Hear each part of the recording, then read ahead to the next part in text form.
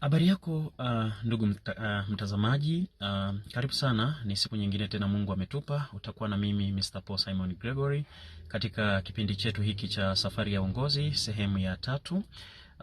Leo tutakuwa tunaangalia jambo la 3, jambo muhimu sana. Tumeshaangalia mambo mawili, tuliangalia tofauti ya nafasi na uongozi, na jana tuliangalia sehemu moja muhimu sana ya kujitambua na kujiboresha, na leo tunaangalia sehemu ya 3 ambayo inasema jipe thamani, value yourself, give yourself a value. Katika maisha yetu haya tunaweza kukiri kuwa mazingira yanaweza yakatupa tafsiri fulani ambayo bahati mbaya sana kuna wengi tunaweza kuwa tumeshaiamini ama tunaiamini katika maisha. Mtu anaweza akajiona vile alivyo kwamba hawezi akafanya kitu fulani, hawezi akawa mtu fulani kwa sababu tu ya mazingira ambayo amekulia, familia aliyokulia, hali ya elimu yake, kabila lake, hali yake ya kimwili, maumbile na vitu kama hivyo. Lakini waandishi hawa wawili, bwana Will Luckang, mwandishi wa kitabu cha The Seeds of Leadership, pamoja na Robin Sharma, mwandishi wa kitabu cha A Leader Who Had No Title, wanatufundisha jambo muhimu sana. Kwanza Will Luckang anatukumbusha jambo muhimu sana katika maisha, ya kwamba daima jipe thamani wewe mwenyewe, yape thamani maisha yako, kwamba jiamini kwamba unaweza ukafanya mambo makubwa kabisa zaidi ya pale ulipo. Pale ulipo sasa hivi ni sehemu tu ya kula ambako unapaswa kwenda mbele zaidi. Mwandishi huyu anatuambia kwamba ni muhimu sana katika maisha kujitamkia na kujinenea mambo mazuri. Wakati wengine wanakuona huwezi, hakikisha kinywa chako hakikubaliani kamwe na maneno yao. Hakikisha unajitamkia mambo mazuri kwenye maisha yako. Jitamkie kwamba wewe unaweza. Mimi ninaweza nikafanya hili. Mimi ninaweza nikawa mtu fulani. Jitamkie. Hilo ni jambo muhimu sana, bwana Will Luckang anatusisitiza. Lakini ukiangalia Robin Sharma katika kitabu chake cha A Leader Who Had No Title, anatumia mifano ya watu wawili. Watu wawili hawa, kuna bwana mmoja anaitwa Brecky pamoja na Tammy. Brecky ni mtu ambaye anaona hawezi kufanya mambo makubwa. Akiwa mfanyakazi wa library moja, anaona hakuna matokeo mahali pale pa kazi zake. Anaona kila kitu malalamiko kutoka kwa wateja, na anaona kana kwamba kazi yake haimletei matunda, na anajikuta anakosa furaha kabisa pale mahali pa kazi. Lakini anatokea bwana huyu ambaye mimi namuita mentor sasa wa bwana Brecky, akiwa ni mtu ambaye ni kama asiyetabirika hivi, akiwa amevalia mavazi ya ajabu kabisa, ni mtu asiyedhaniwa kabisa.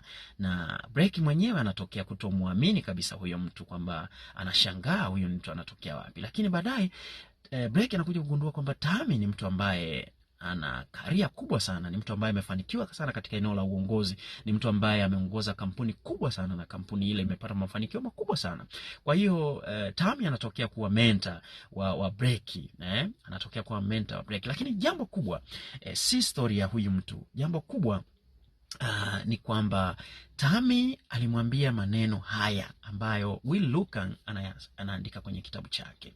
Anamwambia Brecky kwamba cha kwanza unapaswa kujua kwamba Mungu ameweka ndani yako kitu kikubwa sana, kwamba wewe unaweza kuwa mtu mkubwa sana, na unaweza ukaleta matokeo makubwa sana katika kampuni hiyo ambayo unafanya kazi. Cha kwanza anamwambia sahau kuhusu machungu ya familia yako, kwa sababu Brecky alikuwa anawaza kuhusu wazazi wake waliofariki na kumwacha katika mazingira hayo. Alimwambia sahau kuhusu mazingira hayo, lakini Brecky alikuwa anawaza mazingira magumu ya wakati uliopita aliyoyapata akiwa mwanajeshi. Anawaza yale mazingira ambayo yalimkatisha tamaa na kumfanya asione thamani ya maisha yake. Kwa hiyo Tammy anamwambia kwamba nyakati ngumu zinatengeneza watu imara. Nyakati ngumu zinatengeneza viongozi imara. Kwa hiyo anapaswa kuamini kwamba zile nyakati alizozipitia za kufiwa na wazazi wake na kupita maisha magumu, zote hizo ni safari ya kumwandaa Breck kuwa kiongozi mahiri sana. Kwa hiyo ni safari inaanza kati ya watu wawili hawa, Breck na Tammy.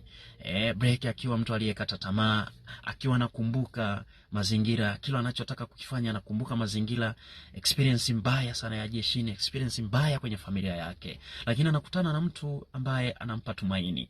Sasa wote tunaweza tukapita katika hali hizi, lakini tunapaswa kuamini kwamba ndani yetu Mungu ameweka kitu kikubwa sana. Biblia inaandika neno moja la msingi sana kwamba jinsi ajionavyo mtu nafsini mwake ndivyo halivyo. Kwa maana gani? Yale maneno ambayo tunajitamkia yana athari kubwa sana kwenye maisha yetu. Kwa hiyo ni muhimu sana kujitamkia mambo mazuri. Wakati wengine wanakwambia uwezi, wewe sema ninaweza. Wakati wengine wanakwambia hutakuwa mtu fulani, mwambie nitakuwa. Nachukua hatua za kuwa huyo mtu. Na hatua ya kwanza ni wewe kuamini kwamba unaweza na kwamba ndani yako Mungu ameweka vitu vikubwa sana. Inawezekana ni swala la wakati. Wakati huu unaona kama uko mahali fulani ambapo hueleweki. Hakuna unachokifanya watu wanakiona. Lakini wewe unapaswa kuona picha kubwa kwenye maisha yako. Unapaswa kuona kesho kubwa kwenye maisha yako na kuanza kuchukua hatua ndogo ndogo za kujijenga na kujitengeneza. Huku ukiendeleza kutimiza majukumu madogo madogo kwa hatua kuelekea majukumu makubwa zaidi katika safari yako ya uongozi. Hili somo ni zuri sana. Na ninafurahia sana ninaposoma mambo haya kwa sababu yananifundisha mimi mwenyewe na kuniambia kwamba pale ulipo unapaswa kwenda mbele zaidi. Kile unachokifanya unapaswa kufanya kikubwa zaidi. Na mimi katika safari ya kujiamini na kuyapa maisha yangu thamani na safari yangu ya uongozi, sijabaki nyuma. Nachukua hatua moja baada ya nyingine. Ndio maana nakuja mbele zako kushare na wewe huu kweli kwamba si kweli pale ulipo ni hatua tu ya kuelekea mbali zaidi kule unapopaswa kufika. Jiamini, jipe thamani. Wewe ni mfano wa Mungu. Na Mungu ndiye atakuwezesha katika safari yako. Asante sana kwa kunisikiliza. Mpaka wakati mwingine. Nifuatilie zaidi katika mitandao ya kijamii, Instagram, LinkedIn, TikTok, Facebook, ili tuweze kuendelea kuconnect na kujiunganisha katika haya mambo mbalimbali. Asante sana kwa kunisikiliza.